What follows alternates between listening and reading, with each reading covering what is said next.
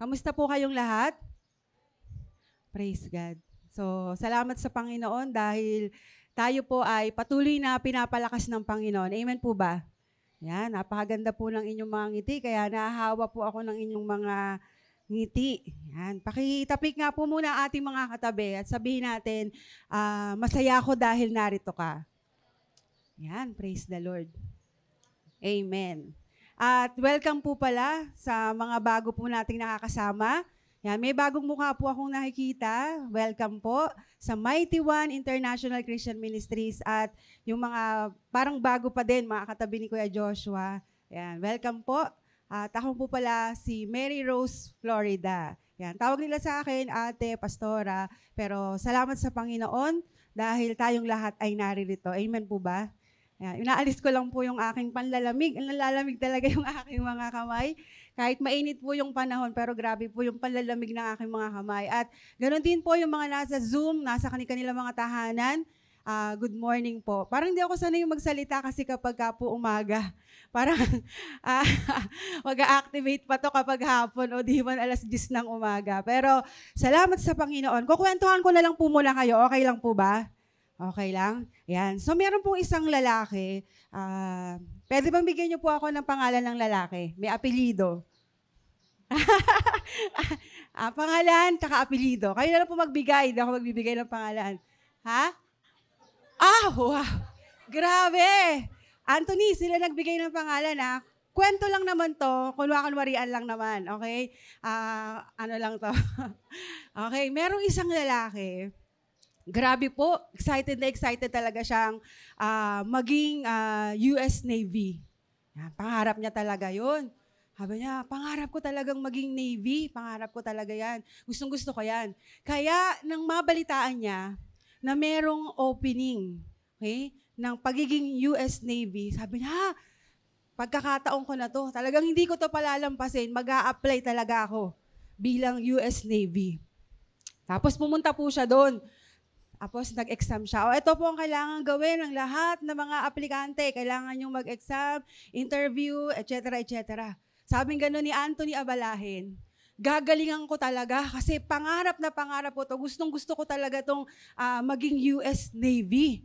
Diba? Sino dito gustong maging Navy? Meron ba? Ay, alam ko lang, gusto lang maging sundalo ng aeroplano si Kuya. Ay, sundalo ba yon? O parang piloto, no po? Si Kuya Boyet. Pangarap mo ba maging piloto, Navy, sundalo, police? Ha? Ay, ang daming pangarap ni Anthony. Pero kunwari lang to. Tapos sabi niya, gagalingan ko talaga sa exam. Gagalingan ko talaga sa interview kasi ito talaga ang pinaka gustong-gusto ko sa buhay ko. Tapos nakapag-exam na siya, nakapag-interview na. Sabi ng ranking officer, okay, lahat ng mga applicants, pumasok kayo dito sa kwarto na to at i-announce na natin lahat ng mga hinirang. Lahat ng mga matatanggap. So nagsiupuan na sila. Lahat po ng mga aplikante ay sobra po talagang excited. Sabi niya, sana matawag ako, sana mapili ako. Lahat sila talagang ganun po yung excitement sa puso nila. Tapos nung pumasok na po yung ranking officer sa loob ng malaking kwarto, sabi niya, okay, lahat ng tatawagin ko, tumayo. Tinawag na. Tumawag na ng unang pangalan, pangalawang pangalan, pangatlo, pang-apat, hanggang pang-pitong pangalan. Sabi ng ranking officer, Anthony Abalahin. Tayo. Tumayo na silang lahat. Okay. Lahat ng nakatayo, umuwi na.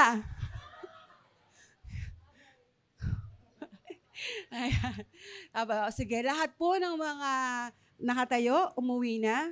And congratulations sa lahat ng mga nakaupo. Kayo po ang napili para maging US Navy. Okay? So, kunwari lang naman yon, Anthony.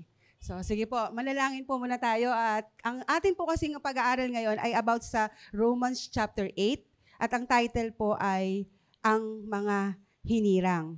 So, meron lang po tayong 4 na puntos na dadaanan o pag-aaralan. Ang una po ay wala ng kaparusahan mula sa verse 1 to 4. At number 2, taglay ang kapangyarihan ng mga hinirang, verse 5 to 17. Number 3, may malinaw na inaasahan, verse 18 to At number 4, kasama niya magpasawalang hanggan. Verse 31 to 39. So sige po, tayo po ay umukod at tayo po ay manalangin. O dakilang Diyos, amang banal na makapangyarihan sa lahat, maraming salamat po. Dahil tunay na ang dakilang pangalan mo, Panginoong Hesus, ang marapat na madakila, mapapurihan, masamba, Panginoon, sa aming kalagitnaan. Lord, narito po kami patuloy na nagpapasiyasat ng laman ng aming puso at isipan na anumang pong batik ng karumihan. Lord, patawarin mo po kami, linisin mo po kami at hinahayaan namin na ang iyong banal na spirito ang siyang malayang kumilos magsasalita sa aming kalagitnaan. Lord, salamat po sa bawat isa na naririto. Alam po namin, Panginoon, na sa lahat ng oras, panahon, Lord, ikaw ang kumikilos at ikaw, o Diyos, ang kalooban mo, ang patuloy po na nasusunod. Kaya hayaan mo lamang, o God, na ang tenga namin ay maging bukas, ang mata namin ay maging bukas, ang puso namin ay handa, Panginoon, na tumanggap ng iyong mga salita. Lord, we allow your Holy Spirit, your Holy Presence, ang malayang magsasalita sa aming kalagitnaan. Itago mo po ako sa iyong banal na likuran at ang kapangyarihan mo, ang pag-ibig mo, Panginoon, ang patuloy po na mag-transform, patuloy po na mag-ayos at magbago ng aming mga buhay. Lord, salamat po, O God, dahil mabuti ka araw-araw. Ito po ang aming panalangin, pasasalamat, pagsamba. In Jesus' mighty name we pray. Amen and amen. So, ang atin pong gagamitin ngayon na translation sa Bible ay ASND at mula po sa chapter 8, yan, buong chapter po ito ang ating pag-aaralan at ang title nga po natin ay Ang Mga Hinirang. So, yan, sana po nakapagbabasa po tayo, nasusundan po natin ang ating series. Tunay nga po na napakasarap yakapin ang katotohanang tayo ay malaya na. Sino po rito yung mga malaya na? Amen. So, di ba lahat po ng nananampalataya kay Jesus bilang Panginoon at tagapagligtas ay wala ng kaparusahan. So yan po yung number 1 na point natin sa mga hinirang, wala ng kaparusahan. Sige, basahin po natin sa verse 1 to 4. Ang sabi doon, kaya ngayon, hindi nahahatulan ng kaparusahan ang mga na kay Kristo Jesus. Sapagkat sa pakikipag-isa natin kay Kristo Jesus, pinalaya na tayo sa kapangyarihan ng kasalanan at kamatayan sa pamamagitan ng kapangyarihan ng banal na Espiritu na nagbibigay buhay. 3. Ang kautusan ay hindi makapag-aalis ng kapangyarihan ng kasalanan sa ating buhay dahil sa kahinaan ng ating makasalanang pagkatao. Ang Diyos ang nag-aalis nito nang isinugo niya ang sarili niyang anak sa anyo ng isang taong makasalanan upang handog para sa ating mga kasalanan. At sa kanyang pagiging tao, tinapos na ng Diyos ang kapangyarihan ng kasalanan.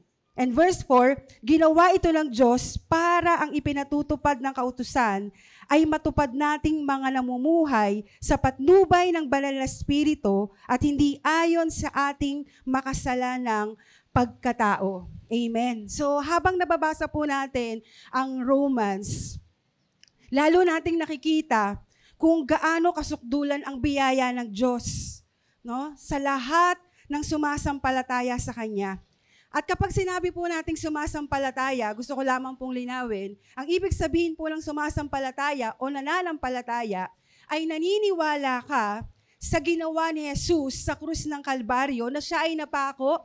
Diba? Inako niya na po ang lahat ng kasalanan ng sangkatauhan. Siya po ay nagbata ng hirap, siya po ang namatay, pero hindi po siya nanatiling patay. After 3 days, siya po ay nabuhay na magmuli. So nakita po natin, ito yung pinananampalatayanan natin, na napagtagumpayan niya na yung kamatayan. At ang tawag po doon ay yung resurrection power na bumago ng history at meron pong malaking impact sa buong humanity. Di po ba?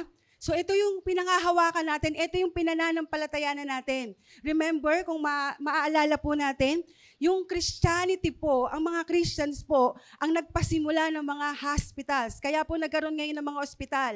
Kaya po nagkaroon ng magagandang paaralan, kagaya po ng Harvard, kagaya po ng Oxford. History will prove about the resurrection power of Christ. Yan po yung pinananampalatayanan natin. Kaya tayo po, sinasabi natin, kaya nating isigaw na tayo ay malaya na at tagumpay na at meron pa pong kapangyarihan. At ito po yung inaasahan ko. Ito po yung inaasahan natin na araw-araw nating lalakaran na hindi na tayo talunan. Hello? No, ito na po yung inaasahan natin na ikaw ay ganap ng malaya sa kasalanan at kaparusahan. So sabi nga ganun sa verse 4, ginawa ito ng Diyos para ang mga ipinatutupad ng kautusan ay matupad nating mga namumuhay sa patnubay ng banal na spirito at hindi ayon sa ating makasalanang pagkatao.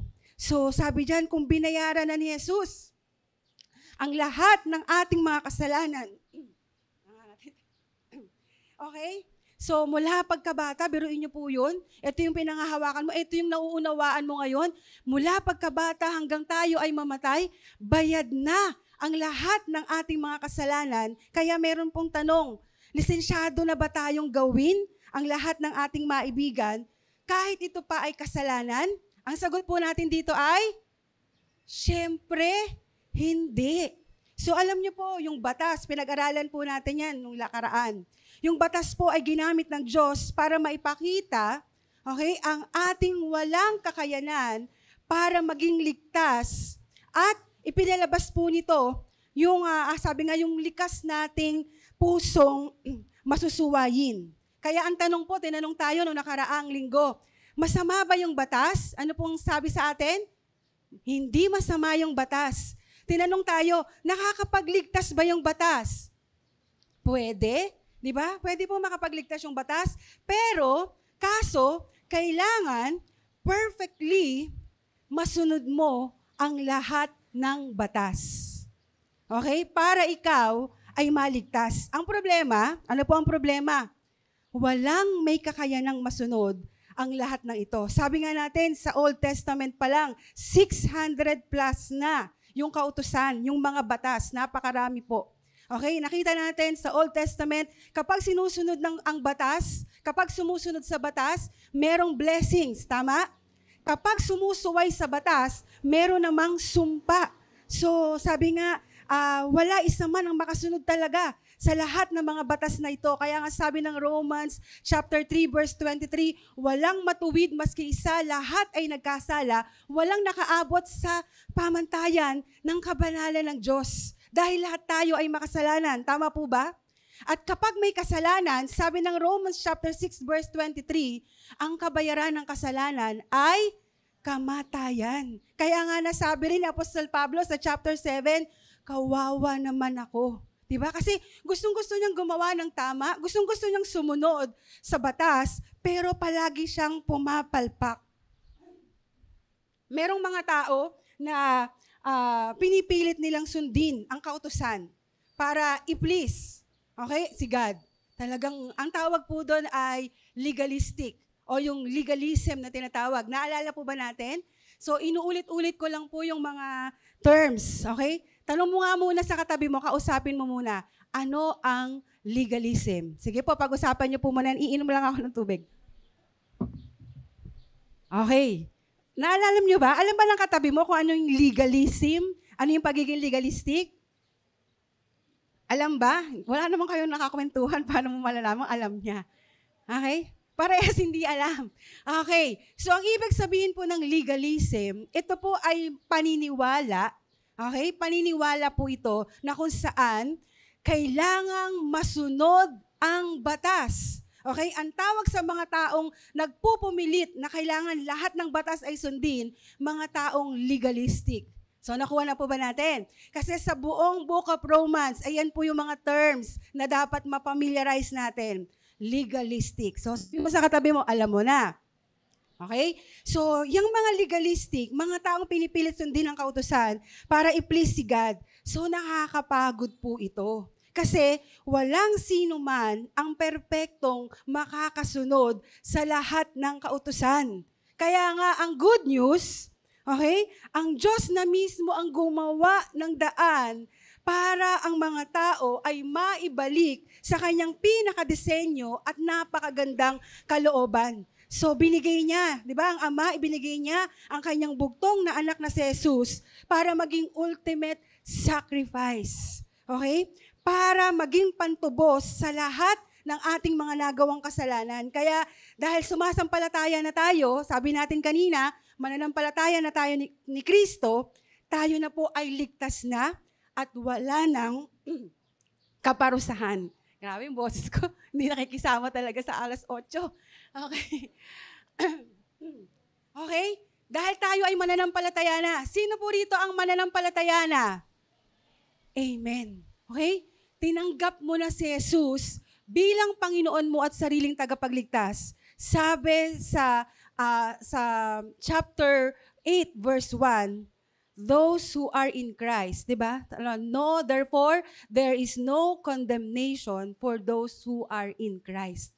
So, wala ka ng kaparusahan. Sabi mo nga sa katabi mo, wala ka ng kaparusahan. Di ba? No condemnation. Wow! Sino pong masaya doon dahil hindi ka na mapaparusahan? Amen? So, na-absorb ba natin yan? Di ba? Na-absorb ba natin yan? Hindi lang natin to binabasa, hindi lang natin to pinag-aaralan. Ito talaga ang katotohanan na dapat nating panghawakan na sino mang na kay Jesus, tumanggap sa Kanya bilang Panginoon niya at sariling tagapagligtas, ay wala ng kaparusahan. So, ikaw ay hinirang. So, yan po yung number 1. And number 2, ang mga hinirang ay may taglay na kapangyarihan o kabahagi sa kanyang kadakilaan. So, yan po yung verse 5 hanggang 17. Nung tanggapin po natin si Jesus bilang Panginoon at tagapagligtas, tandaan po natin, hindi po susunod pa lang ang banal na Espiritu. Automatic po, lahat ng tumanggap kay Jesus bilang Panginoon niya at sariling tagapagligtas, pumasok na rin sa Kanya ang banal na Espiritu at nananahan na din sa Kanya ang banal na Espiritu. Kaya nga, di ba, manghang-mangha tayo sa pagbabago na nagmamanifest sa ating buhay? Sino po yung parang, di ba, parang, wow, nagbago na pala ako. Di ba? Nakakita mo, dati ganito ako, pero ikaw mismo, unang-una sa sarili mo, makikita mo na may unti-unti nang nagbabago sa sarili mo. Amen po ba? Diba? Na-amaze ka. Wow, may nagbabago na. You experience yung transformed life, no, yung bagong pagkatao, kaya sabi nga, ikaw na ay isang bagong nilalang. Kasi sa totoo lang, tayo naman talaga makakakita nun ikaw mismo. No, hindi pa yan manonotice ng ibang tao, pero ikaw mismo sa sarili mo, ikaw ang makakaalam, ikaw at ang Diyos, ang tunay na nakakasiyasat ng puso mo kung ano talaga yung totoong ugnayan mo sa Panginoon. Tingnan natin sa verse 5. Tingnan pa natin. Kasi kailangan po nating siyasatin pa ang ating mga sarili. Sisiyasatin natin ngayong umagang ito kung papaano talaga tayo bilang hinirang ng ating Panginoon. Sabi sa verse 5, sapagkat ang mga taong namumuhay, ayon sa kanilang makasalanang pagkatao, ay walang ibang iniisip, kundi ang nais ng kanilang pagkatao. Pero ang tao namang namumuhay, ayon sa banal na Espiritu, ay walang ibang iniisip, kundi ang nais ng banal na Espiritu. Parang inulit ko lang. So sabing ganun, paano daw malalaman kung ang tao ay namumuhay sa kanilang makasalanang pagkatao? Okay, paano malalaman? Diba? Ang sagot po doon, wala silang iniisip kundi ang nais ng kanilang pagkatao. Kumbaga, makikita yan, masisiyasat yan ng sarili kung ang tao talaga ay namumuhay sa kanilang makasalanang pagkatao kasi self-centered, nakasentro talaga sa kanilang sarili. Tingnan natin sa Galatians 5:19-21. Tingnan lang po natin Babasahin ko lang po. Hayaan natin ang Word of God mismo ang magsabi kung paano malalaman ang isang tao na namumuhay sa kanilang makasalanang pagkatao. Sabing ganun sa verse 19. Ang mga taong sumusunod sa ninanasan ng laman ay makikilala sa gawa nila. Sexual na imoralidad, kalaswaan, kahalayan, pagsamba sa mga Diyos-Diyosan, pangkukulam, pagkapuot, pag-aaway-away, pagkasakim, pagkagalit, pagkakawatak-watak, pagkakahati-hati, pagkainggit, paglalasing, pagkahilig sa kalayawan, at iba pang kasamaan, binabalaan ko kayo tulad ng ginawa ko na noon, ang mga namumuhay ng ganito ay hindi mapapabilang sa kaharian ng Diyos. So, paano po malalaman? Okay? So, nakasentro po lahat ng kanilang ginagawa ay para sa pleasure, para sa sarili, para sa sarap na gusto nilang maranasan sa kanilang mga sarili. At paano naman malalaman ang taong namumuhay ayon sa banal na Espiritu? So, ituloy po natin sa verse 22 to 23. Okay? Ito naman, yung mga tao na pinananahanan o namumuhay ayon sa banal na Espiritu. Sabi pong ganon, ngunit ito ang bungang makikita sa taong namumuhay sa kapangyarihan ng banal na Espiritu. Pag-ibig, kagalakan, ano pa po? Kapayapaan, pagtitiis, kabutihan, kagandahang loob, katapatan. Okay? Sabi sa verse 23, kahinahunan at pagpipigil sa sarili. Kung ganito ang pamumuhay natin, hindi natin malalabag ang mga utos ng Diyos. So, kasi sa buhay natin dati, ang udyok ng kasalanan na ating sinusunod at isinasabuhay.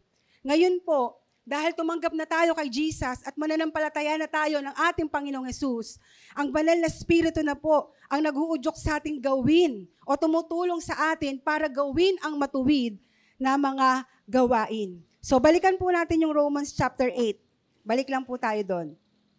Romans chapter 8, verse 6 na po tayo hanggang 8. Ang sabi po doon, ang kahihinatnan ng pagsunod sa nais na makasalanang pagkatao ay kamatayan. Pero ang kahihinatnan ng pagsunod sa nais ng banal na Espiritu ay kapayapaan at buhay na walang hanggan. Kalaban ng Diyos ang sino mang sumusunod sa nais ng makasalanan niyang pagkatao dahil ayaw niyang sumunod sa kautusan ng Diyos.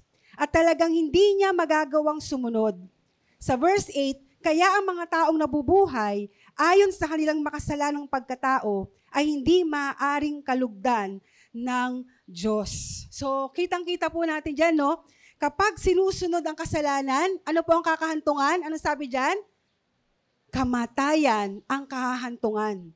Tapos sinabi din dyan, kapag sumusunod sa banal na Espiritu, ano naman po ang magiging resulta? Kapayapaan at buhay na walang hanggan. So, napakaganda po. Ang taong nabubuhay ayon sa kanilang makasalanang pagkatao, kailanman hindi sila kalulugdan ng Diyos. Pero sila na meron ng Jesus sa kanilang mga puso, meron pong tulong. Meron pong kapangyarihan para magawa, masunod ang kalooban ng ating Panginoon. Tingnan pa po natin sa verse 9. Sabay-sabay po natin itong basahin at aralin. Sabi sa verse 9, pero hindi na kayo nabubuhay ayon sa makasalanang pagkatao, kundi ayon sa patnubay ng Espiritu. Kung totoong nasa inyo na ang Espiritu ng Diyos, kung wala sa isang tao ang Espiritu ni Kristo, siya'y hindi kay Kristo. Yan. Amen? Sabi mo nga sa katabi mo, hindi na tayo nabubuhay sa makasalanang pagkatao. Yan. Praise God. Sabi sa verse 10, pero dahil nasa inyo na si Kristo, mamatay man ang katawan nyo dahil sa kasalanan, buhay naman ang inyong espiritu dahil itinuring na kayong matuwid ng Diyos. Yan. Di ba namamatay naman talaga itong physical na katawan natin? Amen? Itong physical na to, namamatay po ito. Kasi ito po talaga yung likas na makasalanan. Nandito po lahat ng desire, ng laman, ng sarili. Di ba? Nagkakasala po tayo sa tingin, Nagkakasala po tayo sa pakikinig, nagkakasala tayo sa mga salita, sa pakiramdam, araw-araw. Okay, itong katawang to ay makasalanan, ito po ay nabubulok, di ba, tumatanda. At sabi nga, itong katawang taong ito, di ba, kahit pa po anong ilagay nating mga anti-aging, okay, ito po ay kukulubot, ito po ay masisira, ito po talaga ay mabubulok, ito po ay mas mamamatay. Hello? Itong katawang lupa. Pero dahil nasa atin si Kristo, yan, napakagandang balita. Pero dahil nasa atin si Kristo, mamatay man ang katawang to, okay, dahil sa kasalanan, buhay naman ang inyong espiritu dahil itinuring na kayong matuwid ng Diyos. Remember, we are justified through faith. So, tanungin mo nga muna yung katabi mo, ano ba yung justified through faith? Buong Book of Romans kasi. Sige, tanungin niyo po. Okay, sige, ipa-explain niyo sa katabi niyo, ano yung justified through faith?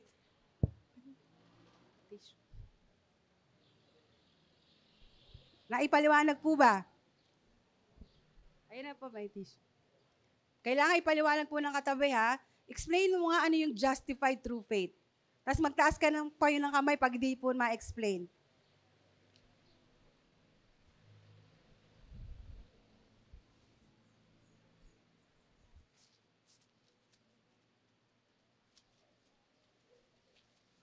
Okay. Na-explain po ba ng katabi natin yung justified through faith? Ayan. So, hindi ka na tinitingnan ng Diyos bilang makasalanan. Okay? Kapag tinitingnan ka na ng Diyos dahil sa ginawa ni Jesus, dahil nanampalataya ka sa ginawa ni Jesus, kapag tinitingnan ka na ngayon ng Diyos, ikaw na ay matuwid. Amen? Ikaw na ay malinis, wala ka ng kasalanan. Yan po ang ibig sabihin yan. So, kaya basahin po natin ang Book of Romans, napakaganda po nito. Tuloy natin, 11. At dahil nasa inyo na ang Espiritu ng Diyos, na muling bumubuhay kay Jesucristo, siya rin ang magbibigay ng buhay sa inyo, mga katawang may kamatayan. Gagawin niya ito sa pamamagitan ng kanyang Espiritong nananahan sa inyo. Kaya nga mga kapatid, hindi tayo dapat mamuhay ayon sa ating makasalanang pagkatao. Okay? So, yun yung napakagandang ginawa sa atin ng Diyos. Kaya sabi dyan sa verse 11 to 12, hindi na tayo dapat mabuhay pa sa kasalanan. Sabi sa verse 13, sapagkat mamamatay kayo kapag namuhay kayo ayon sa inyong makasalanang pagkatao, pero mabubuhay kayo kung susupili ninyo ang inyong makasalanang pagkatao sa pamamagitan ng banal na Espiritu. So inulit-ulit, kapag sinusunod ang kasalanan, may kamatayan. Kapag sumusunod sa banal na Espiritu, binasa buhay ang banal na Espiritu, may kapayapaan at buhay na walang hanggan. Kaya mga kapatid, kailangan hayaan nating mamuhay na kasama ang paghahari ng banal na Espiritu sa ating mga buhay. Amen po ba? Lalo na po sa panahon natin ngayon. Kailangan po ng lahat ng tao ang banal na Espiritu. Ngayon, ang mga tao sa paligid natin, ang iinit na po ng ulo. Tama po ba? Matingnan mo lang, kahit nga po sa daan habang nagmumotor ka, magkatinginan lang kayo ng kasabay mo sa motor o di man nasa sasakyan. Pwede na pong magkainitan ng ulo. Di ba? Talamak na po yung road rage, yung away sa daan, sa kalsada. Kahit sa loob ng bahay, kapitbahay, talamak na po talaga ang init ng ulo ng tao dahil sa init ng panahon. Siguro hindi ko mawari. Kailangan po talaga nating lahat na lumalakad according sa pagtulong sa pagsama ng banal na Espiritu. Kasi siya yung tutulong sa atin na magpatawad sa mga taong nakakasakit ng ating damdamin. Tama po ba? Kapag meron kang banal na Espiritu, talagang merong taong gumagalit sa'yo, pero meron kang banal na Espiritu ng pagpapasensya. Yung banal na Espiritu ang nagbibigay sa atin ng kakayanang mahalin ang ating mga kaaway. Imposible po yun, napakahirap nun. Tanong mo nga yung katabi mo, kaya mo bang mahalin ang kaaway mo? Di po ba? Napakahirap po nun. Pero dahil sa tulong ng kapangyarihan ng banal na Espiritu, tayong mga mananampalataya ni Kristo, may kapangyarihan tayong gawin ang tama. Hello? Ang banal na Espiritu ang nagbibigay sa atin ng kapangyarihang magmahal sa mga taong hindi kamahal-mahal. Amen po ba? Kahit na nga po yung, di ba, madalas po yung tampo, nararamdaman po yan ng tao. Pero dahil meron ka ng banal na Espiritu, meron ka ng kapangyarihan na overlook na lang ito kesa damdamin, seryosohin, itanim ng matindi sa ating mga puso. Kaya bilang mananampalataya, sabi mo sa katabi mo, may kapangyarihan ka na. Okay? Yun yung kapangyarihan ng banal na Espiritu na nagbibigay sa atin ng kakayanang magpatuloy kahit mahirap. Okay? Inaaliw niya tayo sa mga kalungkutan, kaya dapat hayaan nating pagharian tayo araw-araw ng banal na Espiritu. Amen po ba? Amen po ba? So sa mga hinirang, meron tayong banal na Espiritu, meron tayong kapangyarihan. Sabi ng verse 14, ang mga taong pinapatnubayan ng Espiritu ng Diyos ay mga anak ng Diyos. So paano daw malalaman na lumalakad ka na at namumuhay ka na kasama ng banal na Espiritu? Paano ba natin malalaman yan? Okay? Malalaman natin na talagang pinananahanan na tayo ng banal na Espiritu kapag nako-convict na po tayo, kapag nakakagawa tayo ng kasalanan. Diba? Kapag nakakagawa po tayo ng kamalian, merong matinding conviction. Merong nagpapaalala sa atin, anak, masama yan. Anak, mali yan. Meron kang banal na Espiritu nagpapaalala sa'yo, ay, kasalanan to. Hindi mo na na-enjoy yung kasalanan kasi sa isip mo, sa puso mo, may nag-uudyok sa'yo, kasalanan yan, masama yan. Amen? Doon mo po malalaman na talagang pinananahanan ka ng banal na Espiritu. Yung matinding konsyensya, yung matinding conviction. Okay? May napagtatagumpayan kang tukso. Malalaman mo yan na ikaw ay pinananahanan ng banal na Espiritu, na pagtatagumpayan mo yung tukso, kaya may lakas na tumutulong sa iyong layuan lahat ng tukso. Araw-araw po may tukso. Hello? No, pero dahil tinanggap natin yung power of the Holy Spirit, okay, sabing ganun sa Greek word, yung power na yon, it is dunamis, na ang ibig sabihin, a dynamite power, napakalakas nito, kaya kakayanin nating gapiin ang tawag ng kasalanan. Yan po yung taglay nating kapangyarihan, kaya nagagapi natin araw-araw ang kasalanan, may tagumpay sa buhay ng mga hinirang ng Panginoon dahil sa Holy Spirit. Hello? Amen po ba? Kaya po yan natin nakakayanan. Ang tanong, pinapakinggan ba natin ang Holy Spirit? No? Hinahayaan ba natin ang Holy Spirit na siyang maghari, masunod sa buhay natin? Sabi nga doon, mga anak lang ng Diyos. Okay? Mga anak lang ng Diyos ang merong Holy Spirit. Tingnan po natin sa verse 15. At ang Espiritu na tinanggap ninyo ay hindi kayo inalipin upang muling matakot. Sa halip, ginawa kayong mga anak ng Diyos. Ngayon, sa pamamagitan ng banal na Espiritu, matatawag ninyong Ama ang Diyos. Grabe, napakasarap po na meron tayong Ama sa langit. Napakasarap po na meron tayong natatawag na Abba Father. Napakasarap po na meron tayong tinatawag Heavenly Father. Diba? Ang sarap po ng merong tatay. Tama po ba? Ang sarap po ng merong tatay. Kasi ibang comfort po ang nabibigay ng yakap ng mga tatay sa kanilang mga anak. So iba-iba man po yung mga kinalakihan nating tatay. Iba-iba din po yung mga pinakita nilang ugali bilang tatay. Hindi man naging maganda yung experience mo sa iyong ama dito sa lupa, pero ang mahalaga, kapatid, meron tayong perpektong ama na nasa langit. Amen po ba? Amen po ba? No? Pero kapag ka po tatay, kapag ama, kapag father, kapag papa ang pinag-uusapan, majority speaking, sila yung protector, sila yung provider, sila yung secured ka kapag katabi mo yung tatay mo, di ba? Sila yung aalagaan ka, sila yung ipaglalaban ka kahit anong mangyari. Nasa tabi mo ang tatay mo. Kaya grabing kapanatagan ng isang anak, basta't ang kanyang ama ay laging presente sa kanya. So yung mga ama, ipaglalaban ka niyan hanggang kamatayan. Okay? So, di ba tayo pong lahat dito ay mga anak na ng Diyos? Amen po ba? Ayan, sabi kasi ng John chapter 1 verse 12, Okay, sino ba yung mga anak ng Diyos? Sabi nga sa John 1:12, ngunit ang lahat ng tumanggap at sumampalataya kay Jesus ay binigyan niya ng karapatang maging anak ng Diyos. Yan. Okay? Kaya kapatid, lagi mong tatandaan, hindi ka nag-iisa. Okay? Hindi mo na kailangang malungkot. Hindi mo kailangang laging matakot kasi meron kang tagapagtanggol. Meron tayong Ama na pwede nating tawagan anytime. Di ba? Yung Ama natin, hindi na natin kailangan makipag-appointment pa sa Diyos para makausap siya. Kasi hindi naman na tayo mga alipin. Di ba? Yung mga muchacha, yung mga katulong, kailangan pa niyan, Sir, pwede ko po ba kayong makausap mamaya? May importante lang po akong hihingin, babali lang po ako. Di ba? Yung mga alipin, yung mga katulong, kailangan pang makipag-appointment sa kanilang mga amo. Pero sabi sa verse 15, hindi na tayo mga alipin. Tayo na ay anak ng Diyos. Kaya anytime, anywhere.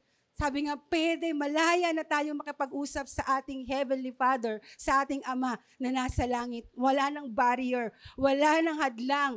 Talagang malaya na tayong makikipag-usap sa Kanya. Kaya every time na natatakot ka, Ama, diba? Every time na nalulungkot ka, Heavenly Father, Daddy, Abba Father, every time na nakakaramdam ka ng discomfort, pwede mong tawagan ng ating Heavenly Father at palagi siyang nandyan para sa'yo. So tingnan pa natin sa verse 16. Ang banal na spirito at ang ating spirito ay parehong nagpapatunay na tayo'y mga anak ng Diyos. Ayan. So dahil di po ba gusto natin pinaghaharian tayo ng banal na spirito araw-araw, oras-oras, minuminuto. Kaya po yung katangian na po ng banal na spirito, ito na rin po yung nalalakaran natin, nagagawa natin. Kasi we allow the Holy Spirit na kasama natin araw-araw. Amen po ba? At yung bunga ng banal na spirito, napapractice na po yan natin araw-araw. Yan. Kasi sabi nga sa pag-aasawa, kailangan punong-puno ka ng banal na spirito. Amen po ba?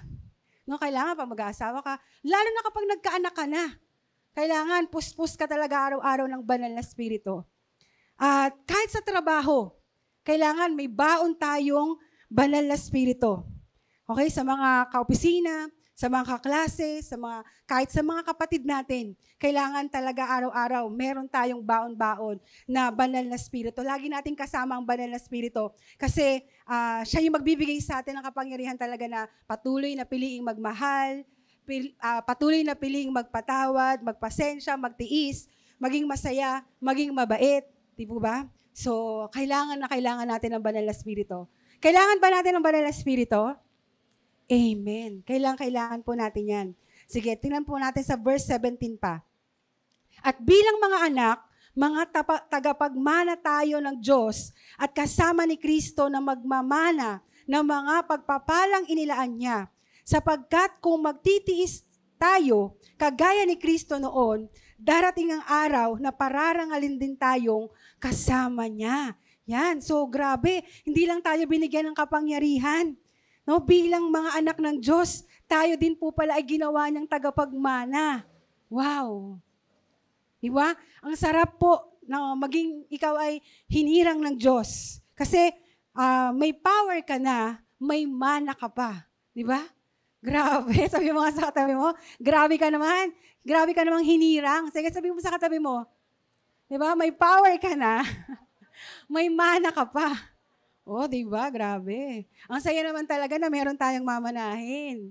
Di ba? Ang saya naman talaga na meron tayong mamanahin. Pero dito sa lupa, di ka sure kung meron ka talagang mamanahin. No, dito sa lupa, sino dito ang tagapagmana? Di ka sure na meron kang mamanahin. Pero bilang anak ng Diyos, sure yun. Okay? Meron tayong mamanahin mula sa dakilang Diyos Ama. Darating po yung araw, pararangalan din tayong kasama niya. Kaya may excite ka na lang na maging kabahagi ng kanyang kadakilaan. Ang sarap po, di po ba, na pinili tayo ng Diyos? Amen po ba? Ang sarap. So grabe po. Kaya grabe yung mapapakanta ka talaga ng happy day. Mapapatalon ka talaga sa tuwa, sa galak. Hindi mo alam kung paano ka magpapasalamat dahil sa napakadaming benepisyo, napakadaming kabutihan, sukdulan na kabutihan, biyaya na meron tayo bilang hinirang ng Diyos. Okay? Number 3, yan, ang bilis lang po natin. Okay? Ang mga hinirang ay may malinaw na inaasahan. So, verse 18 to 30 na po tayo. Sabi gano'n yung mga hinirang daw po, clear yung kanilang vision o meron silang malinaw na pag-asa. Okay? May nagtanong po sa amin, tanong ko po sa inyo. Sige, tanong mo ulit yung katabi mo. Ano yung pinakamagandang lugar na napuntahan mo? Grabe na to Dami na. Sabi ni Jade, doon po sa Antipolo, nag-overlooking po. Ay, hindi. Baka naman, meron pang iba, no? Okay, ano yung pinakamagandang lugar na napasyalan mo na, napuntahan mo na? Okay? Sila Kuya Boyat, siguro hindi na yan masabi kung ilan. Sa sobrang dami rin ng kanilang mga magagandang lugar na napasyalan. Okay? So, si Pastora Sara, Scotland. Ano pa ba yung mga napuntahan niya, Pastora Sara? Ay, mga napapanood lang natin sa TV, pero, wow, grabe. Diba? So, ano ba yung mga napuntahan niyo na, mga anak, na lugar? Okay? Ano na, yung pinakamagandang lugar sa 4 na sulok ng Caloocan. Ay, ng Quezon City. Ayan. Yung first time mong nakita, di ba? First time mong naranasan, tapos manghang-mangha ka, wow, ang ganda naman dito. Grabe, no? Alam niyo po ba kahit napawaw ka na? Si Kuya Bernie pa pala, buong Pilipinas yata, nalibot na neto eh. Wow, ang ganda doon. Sa Ilocos, sa Mindanao, sa Davao, di ba? Kahit na napawaw ka na sa sobrang ganda ng mga lugar na napuntahan mo, okay? Hindi po yan maikukumpara sa napakagandang kalagayan na mapapasayo balang araw. Hello? Sabi nga ganon, no eye has seen, no ear has heard, no mind can know what God has prepared for those who love Him. No, nakaka-excite naman na tayong mga hinirang ng Diyos, alam natin, malinaw sa atin yon na hindi tayo mananatili dito.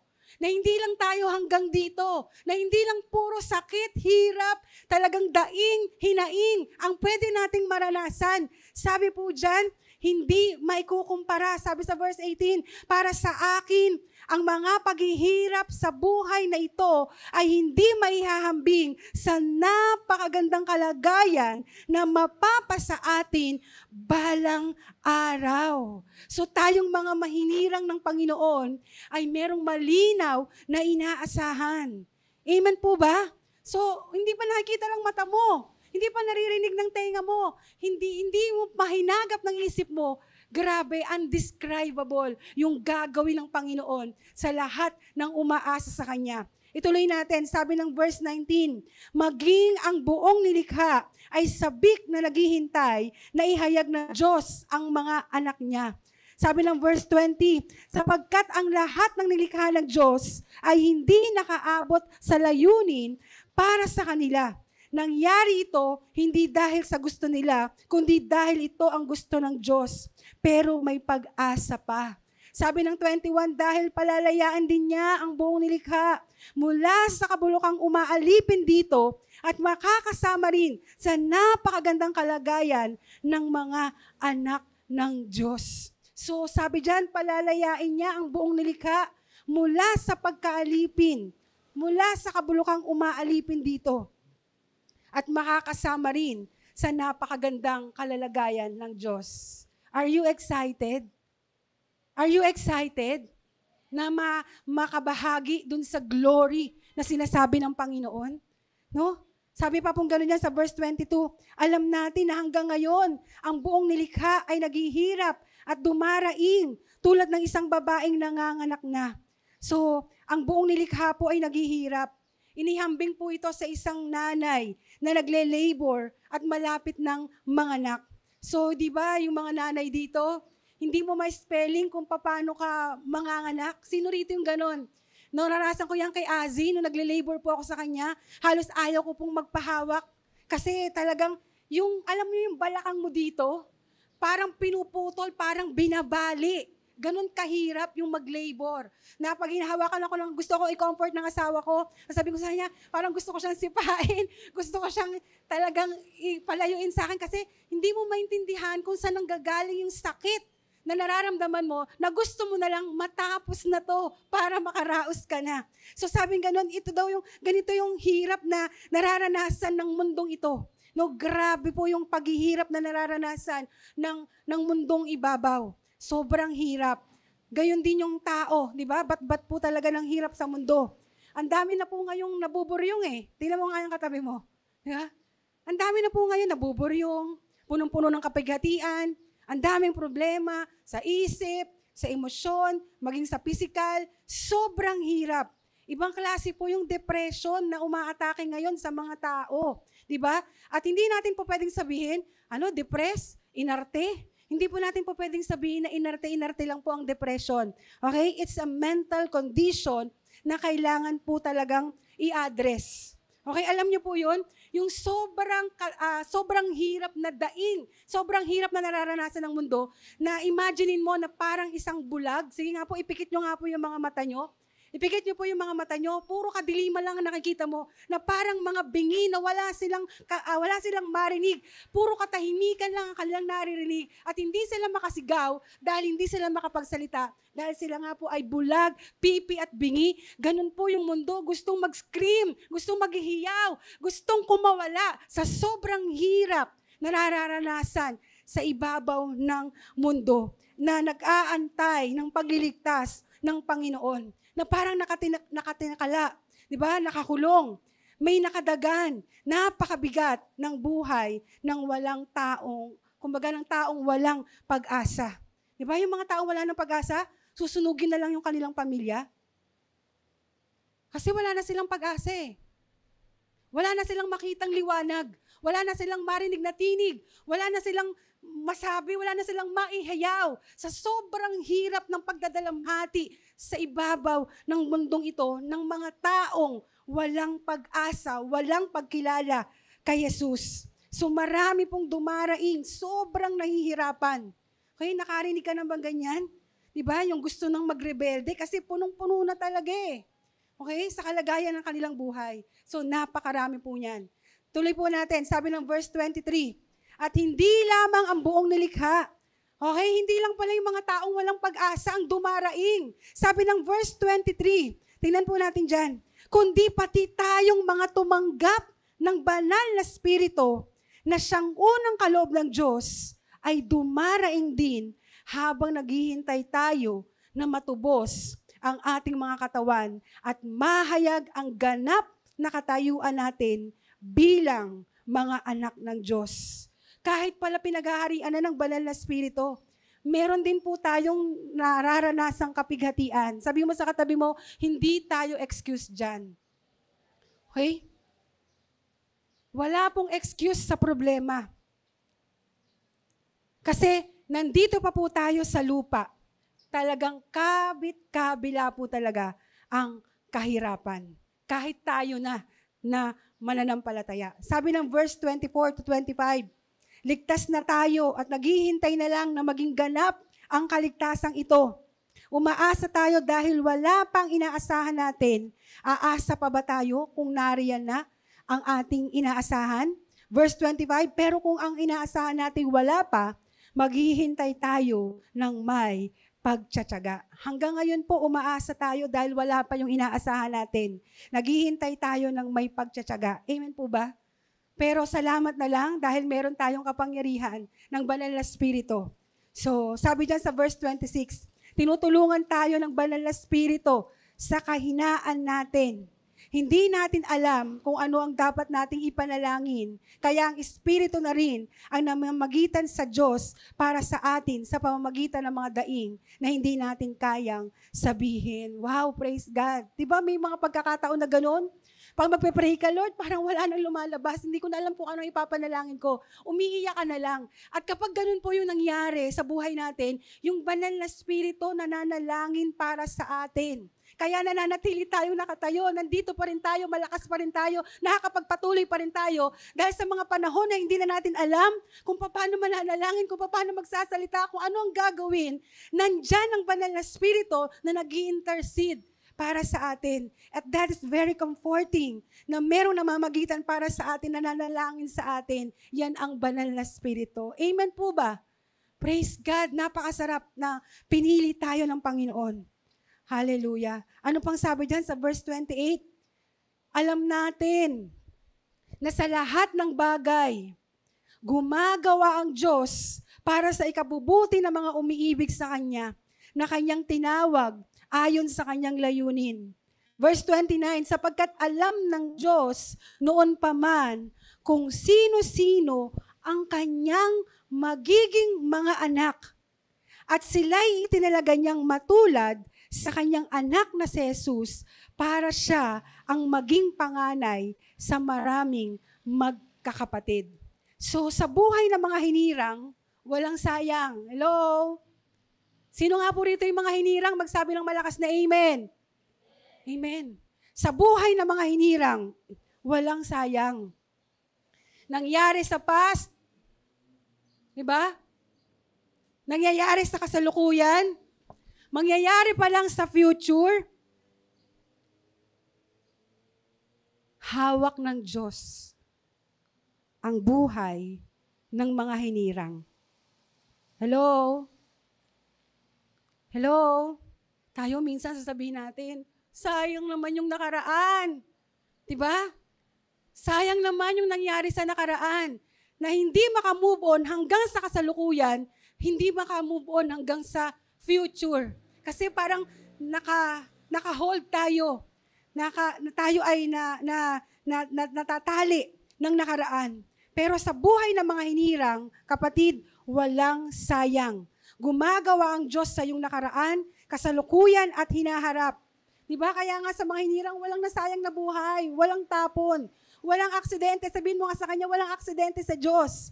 Lahat na nangyayari sa buhay ng mga hinirang, hawak niya yon. All things work together for good for those who love God. No?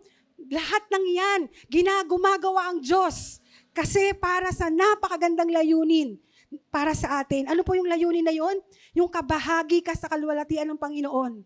Hindi nga ma-describe yung glory ng Diyos eh. Hindi nga may kukumpara sa pinakamagandang lugar.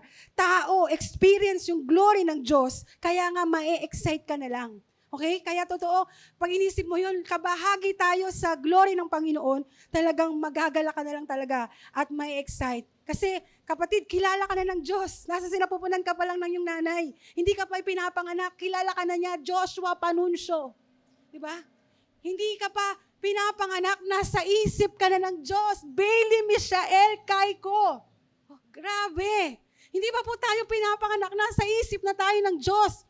Hindi pa tayo nasa presenteng buhay na to. Hindi pa tayo nadapa. Hindi pa tayo nalugmok. Hindi pa tayo nasubsob. Pinili ka na ng Diyos. Hindi pa nangyayari. Pinili ka na ng Diyos. Kilala ka ng Diyos. Kaya kung ma-absorb mo yun, kung ma-absorb mo po yun, malamang, talagang hindi ka na tatalikod. Hindi ka magpe-pretend. Kasi alam mo, anak ka ng Diyos. Hinirang ka niya. Alam niyo po, kapag namili ang Diyos, hindi yung eto na lang. Okay? Kapag namili ang Diyos, option ka lang. Kapag namili po ang Diyos, hindi yung no choice na eh. Ikaw na lang. Diba? Ang pumili sa'yo, Lord of Hosts. Ang pumili sa'yo, sabi sa Tagalog ng Lord of Hosts, pinakamakapangyarihang Diyos. Siya ang lumikha ng sangkatauhan ng lahat ng naririto. Pinili ka niya. Grabe. So hindi option ka lang, hindi no choice na siya. Talagang pinili ka niya, intentionally, tinawag ka, hinirang ka. Kaya pagka nalaman mo yon, kapag naranasan mo yon, what an honor na mapabilang tayo sa mga hinirang ng Diyos. Talagang salamat sa Panginoon. Hallelujah. Sabi niya sa verse 30, sige tuloy po natin, kaya nga ang mga taong pinili ng Diyos, noong una pa ay tinawag niya para maging kanyang mga anak. At ang mga tinawag niya ay tinuring niyang matuwid. At ang itinuring niyang matuwid ay binigyan niya ng karangalan. So sabi niya sa verse 30, mga binukod niya, mga tinawag niya, tinanggap niya, at binigyan sila ng karangalan. Grabe po yun, no? Yung kapag binukod ka na, diba? Kapag binahuran ka na, selyado ka na, wala na makakakuha sa'yo, bantay sarado ka na ng makapangyarihang Diyos na lumikha sa'yo. Wow! Hello? Nakukuha po ba natin yun? Binakuran ka na, pinili ka na eh. Di ba kayo nga, pag namimili kayo, di ba? Halimbawa, may nagpamigay ng damit, isang sako. Kapag nakuha mo na yun sa'yo, bakod na yun, Wala na makakaagaw doon kasi binulsa mo na eh. Di ba? Sa'yo na yun, selyado na yun eh. Lalo na ang Diyos. Kapag binukod ka na ng Diyos, sinelyuhan ka na, hindi ka na maaagaw pa ng iba. Hello? Grabe. Sabi niya, bibigyan niya tayo ng karangalan. Bibigyan niya tayo ng karangalan. Sa school, pag may honor tayo, sobrang saya, di ba? Sa trabaho, kapag na-honor ka, binigyan ka ng parangal, sobrang sarap sa puso. How much more kung ang magbigay sa iyo ng karangalan ay ang Lord of Hosts, the Most High, yung pinakamakapangyarihan sa lahat. Grabe po. So, hindi ka na maaawa sa sarili mo. Hindi ka manlilimos ng awa kahit kaninong tao. Hindi ka matatakot kahit iwan ka pa ng kahit sino. Kasi alam mo, ang pinaka-importante sa lahat, kasama mo si Kristo. Sige po, palakpakan po natin ang ating Panginoon. Napakaganda po ng inaasahan nating gagawin ng Diyos sa buhay nating ito. Okay? Ito po yung totoong malinaw na dapat nating pinanghahawakan. Hindi yung pabago-bagong pangako ng tao na parang pinaglalaruan lang yung damdamin mo. Hindi tayo doon tinawag ng Panginoon. Dapat ang focus natin si Lord, yung pagkahirang sa atin ng Panginoon. Last na po. Okay? Last na. Sa lahat ng hinirang, number 4 na tayo. Kasama niya magpasawalang hanggan. So verse 31 to 39. Okay. Grabe po yung, grabing umibig si Lord. Diba? Talagang walang iwanan. Hindi ka talaga pagtataksilan. Basahin natin, verse 31. Ngayon, kung iisipin natin ang mga bagay na ito, masasabi natin panig sa atin ng Diyos at dahil dito, walang magtatagumpay laban sa atin. Kaya kung hinirang ka ng Diyos, sino ang laban sa'yo? Diba? Walang makakapagtagumpay laban sa atin. Walang makakasalig sa atin. Imaginein mo, anak ka ng may-ari. Diba? Anak ka ng may-ari. Wala talagang makakagalaw sa'yo kasi protektado ka. Hindi ka basta-basta. Walang palag ang sino man sa anak ng may-ari. Okay? So parang ganun po tayo. Sa verse 32, kung ang sarili niyang anak ay hindi niya ipinagkait, sa halip ay ibinigay para sa atin, tiyak na ibibigay din siya sa atin ang lahat ng bagay. Yan. So yung precious Son of God, ipinagkaloob sa atin. Okay? Ano pa kaya yung hindi kakayanin ng Diyos na ibigay sa atin? Kasi kapag ginusto po ng Diyos, walang imposible. Ayon sa kanyang kapangyarihan at kakayanan, kaya niyang ibigay ang lahat ng ating kailangan. Sabihin nga po natin, lahat. Okay, grabe, no? Lahat ng ating kailangan. Okay? Take note of this, ha? Hindi yung gusto mo. Ay, Lord, lahat ba? Ferrari, Lord. No, hindi ganun. Okay? Kapag sinabing, ibibigay ng Diyos ang lahat ng ating kailangan, ang Diyos ang nakakaalam ng kailangan mo. Okay? Ang Diyos ang nakakaalam kung kailangan mo. Okay? Kapag kailangan mo na ng asawa, alam ni Lord yan. Okay? Dapat, alam ni Lord yan, kaya bakit ba pag-aasawa na lang lagi na-example ni Pastora? Kasi kasama po yan sa major decision in life. Tatlo yan eh. Okay? Major decision, syempre, number 1, kung tatanggapin mo si Jesus bilang Panginoon mo at sariling tagapagligtas. That's the major decision in life. Number 2 is our career path. Okay, ano yung career na yung tatahakin? Major decision yan. Kaya sinasabi natin sa mga fourth year high school, papunta ng senior high, pa-college, talagang pinapanalangin nyo dapat na mabuti kung ano yung career path na inyong tatahakin ngayon pa lang. Hindi yung senior high ka na, grade 12 ka na, anong gusto mong maging? Hindi pa natin maintindihan. So, pinapanalangin yan kasi major decision yung career path na inyong tatahakin. Hindi natapos mo na yung 10 years na pagmamasteral, college. Ay, hindi pala ito yung gusto ko. Sayang naman, di po ba? So, kailangan major decision yan, yung career. And third, yung mapapangasawa. Yan, okay? Major decision yan. Okay, si Kuya Denzel, oh. Ayan, mukhang nakapag-decide na si Kuya Denzel. Okay, major decision in life ang pag-asawa. Tama po ba sa mga may asawa na? Oh, grabe. Tama. Gusto ko marinig yung mga asawa na, tama ba, major decision ang pag-aasawa? Mahirap magkamali. Hello? Mahirap magkamali. Major decision yan. Okay? Major decision in life yan. Pero kung may asawa ka na, wala ka na magagawa. Ayan yan eh. Wala ka na magagawa. Wala nang palitan niya, wala nang balikan yan. Okay? Kaya nga, major decision. 3 yan. Okay? Kaya ito yung lagi nating pinupuntuhan dito kasi major decision yan. Okay? So, kaya kapag gusto ng mag-asawa, alam ng Panginoon yan pag kailangan mo na talaga. Okay? Kasi dapat ang paghingi din naman ng mapapangasawa, kailangan ay makatotohanan. Okay? Paano ka ba humingi kay Lord? Paano ka ba humingi kay Lord?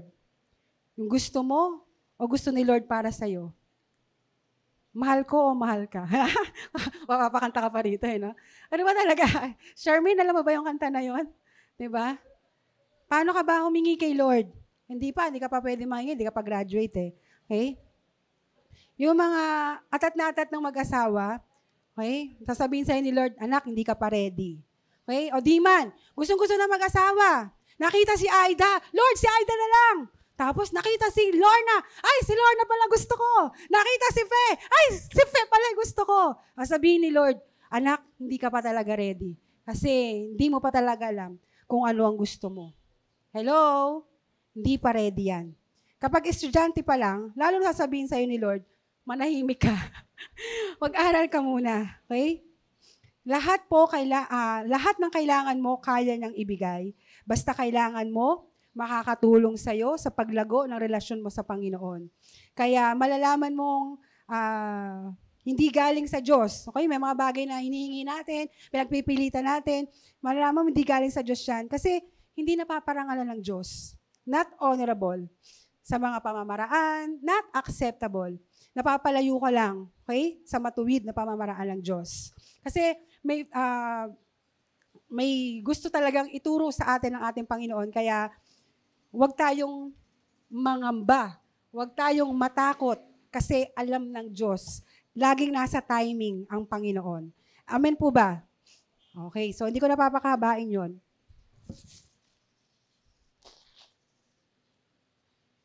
Sa verse 33, sige po, basahin natin.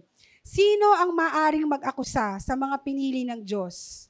Ang Diyos na mismo ang nagturing sa atin na matuwid. So tayong lahat, sabi nga tayo lang at ang Diyos ang nakakaalam ng ating tunay na kalalagayan. Lahat na nangyayari sa atin, it's between you and God. Kaya walang sino man na makakapag-akusa sa lahat ng hinirang. Kaya nga dito, kapag meron tayong itinuturo, kapag nagtuturo po ang Diyos, ang una natin dapat sinisiyasat ang ating mga sarili at hindi tayo nakatingin sa ating mga katabi.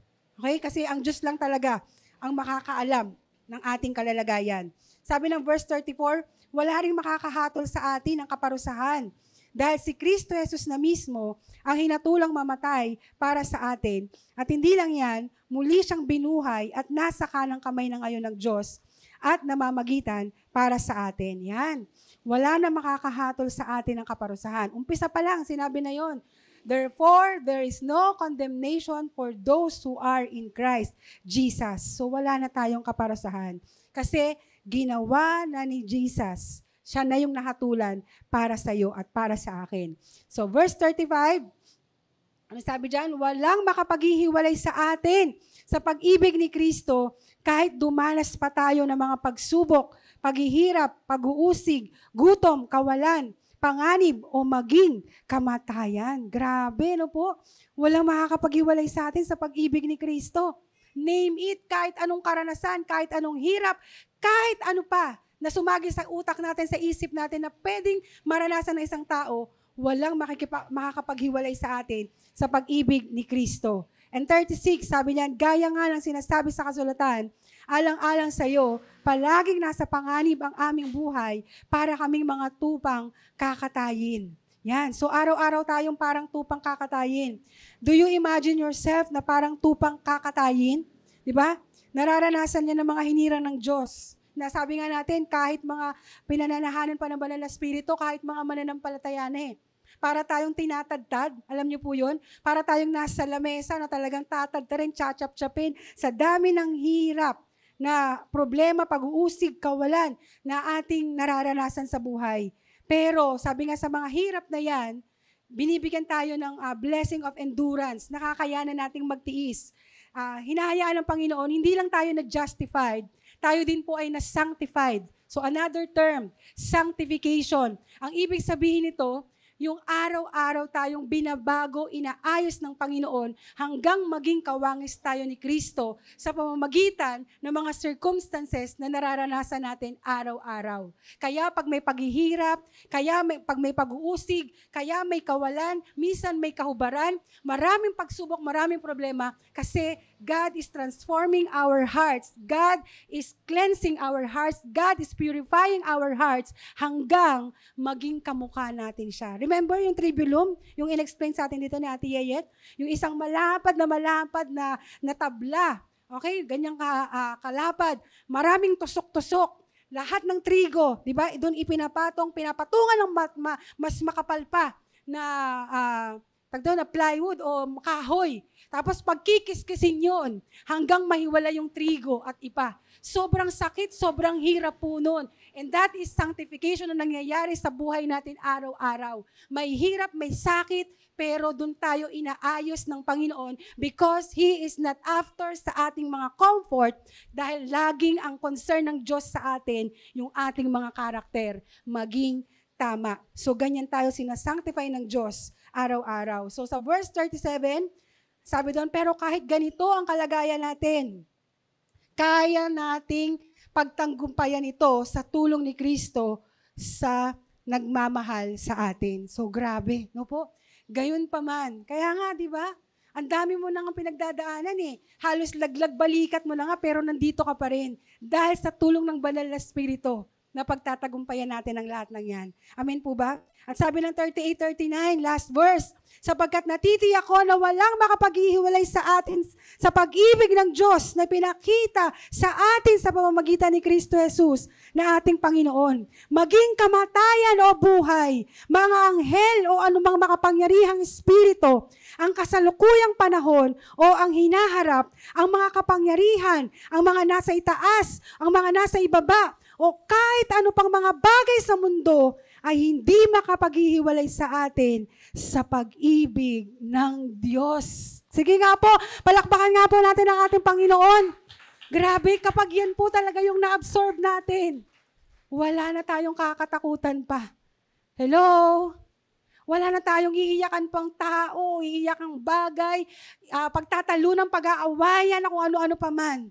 Kasi alam natin, yung inaasahan natin, napakalinaw at napakasarap na isipin na tayo ay kasama ng Panginoon. Grabe si Lord. Siya lang talaga yung hindi tayo binibitawan at tinitiyak ni Lord na ikaw ay hinirang, ikaw ang pinili. At sinisigurado ng Diyos na ang hinirang ay hinirang, na ang pinili ay pinili. Hindi out of pressure lang. Hindi nagkakamali ang Diyos, hindi nagsisinungaling ang Diyos, hindi siya babawi. Pinili ka niya, umpisa pa lang, nakita ka niya na hanggang dulo. Kilala ka na niya at kasama na natin si Kristo, magpasawalang hanggan. Amen po ba? Yung mga tao na tinayo, sabi, lahat ng tinawag ng pangalan, tayo, pwede na kayong umuwi. Dito sa buhay na to, may rejections. Pero kapatid, kapag ikaw ay hinirang at pinili ng Panginoon, hinirang at pinili ka na wala nang bawian yon. Amen po ba? Yan ang mga hinirang ng Panginoon. Wala nang kaparusahan. Taglay ang kanyang kapangyarihan. May malinaw na inaasahan at magpasawalang hanggan kasama ng Diyos habang buhay. Tayo pong lahat ay tumayo sa presensya ng ating Panginoon.